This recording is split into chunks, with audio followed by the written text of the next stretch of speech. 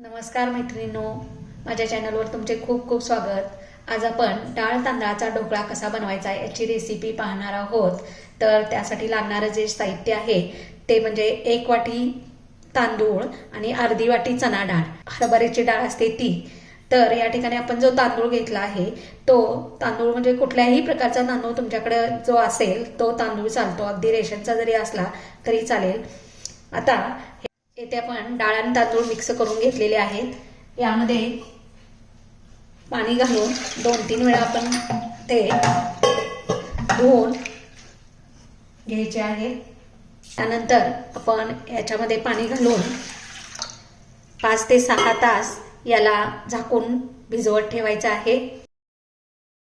नंतर या ठिकाणी तुम्ही बघू शकता आपले डाळ आणि तांदूळ या ठिकाणी अगदी चांगले भिजलेले आहेत। आणि आता यातलं पाणी काढायचं आहे, स्वच्छ पाण्याने याला 2दा धुवायचं आहे। पण भिजवलेले डाळ आणि तांदूळ आहेत ते डाळ आणि तांदूळ आपण थोडे थोडे असं या मिक्सरच्या भांड्यात घेणार आहोत। यामध्ये 2 चमचे दही घालून ते बारीक करून घेणार आहोत। तुम्ही इथे बघू शकता आपलं डाळ आणि तांदळाचं वाटण बारीक झालेलं आहे आणि याच पद्धतीने राहिलेलं सर्व आपण डाळ तांदूळ वाटून घेणार आहोत। इथे आपलं डाळ आणि तांदळाचं बॅटर तयार झालेलं आहे, ते थोडंसं असं हलवून घ्यायचं आहे।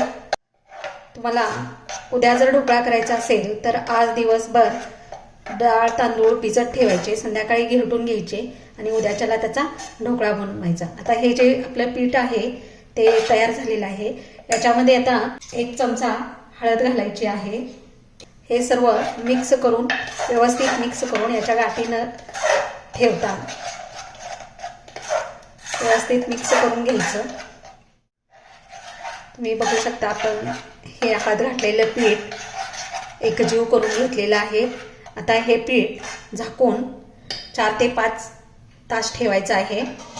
इथे 5 तासानंतर जे आपलं पीठ आहे ते तुम्ही बघू शकता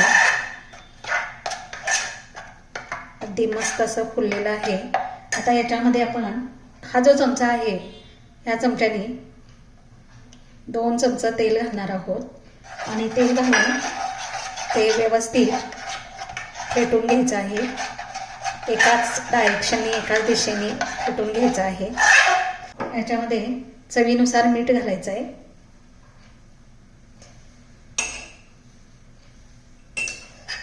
पुन्हा ते मीठ घातल्यानंतर पुन्हा सर्व मिश्रण एकजीव करून घ्यायचं आहे। त्यामध्ये आपण इनो घालणार आहे। तुमच्याकडे जर खायचा सोडा असेल तो 1 चमचा घातला तरी चालेल। इनो घातल्यानंतर बघा आपलं बॅटर कसं एकदम फुलून आलेलं आहे। त्यानंतर हे बॅटर ज्यामध्ये आपण घालणार आहोत त्याला असं तेल लावून घ्यायचं आहे सर्व बाजूनी आणि त्यामध्ये हे बॅटर ओतणार आहोत।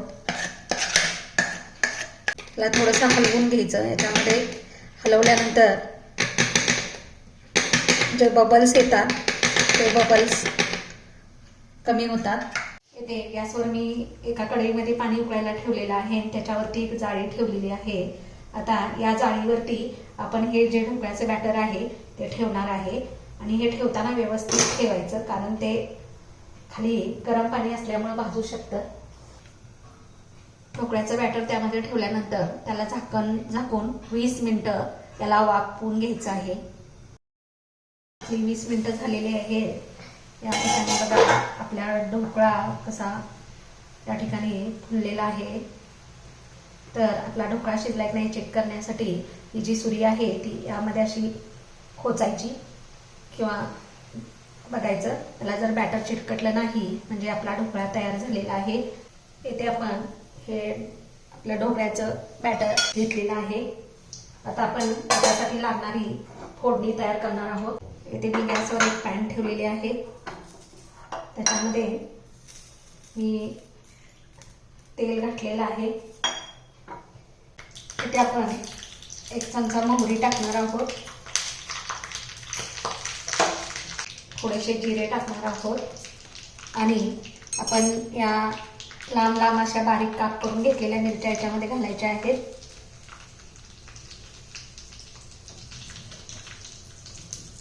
मिरच्या याच्यामध्ये टाकल्यानंतर थोडीशी कोथिंबीर याच्यामध्ये टाकायची आहे.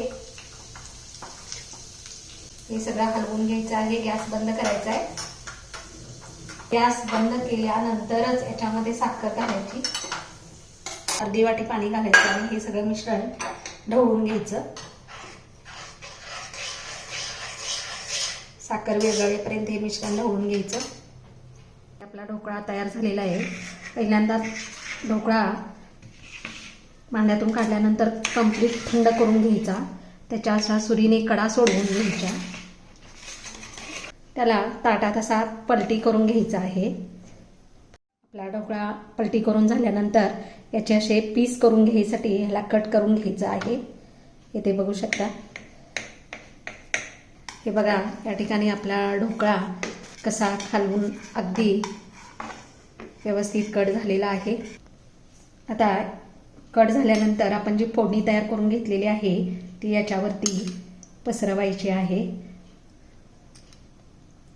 तुमच्याकडे कढीपत्ता असेल तर तुम्ही घालू शकता. माझ्याकडे आज कढीपत्ता अवेलेबल नव्हता. बघू शकता आपला हा ढोकळा एकदम असा स्पॉन्जी झालेला आहे. इथे आपला ढोकळा तयार करून झालेला आहे. मस्त स्पॉन्जी आणि सुंदर असा दिसतो आहे बघा. आपण हा सॉस बरोबर आणि चटणी बरोबर सर्व करू शकतो. माझी ही रेसिपी तुम्हाला आवडली असेल तर चॅनलला लाईक आणि सबस्क्राईब करायला विसरू नका.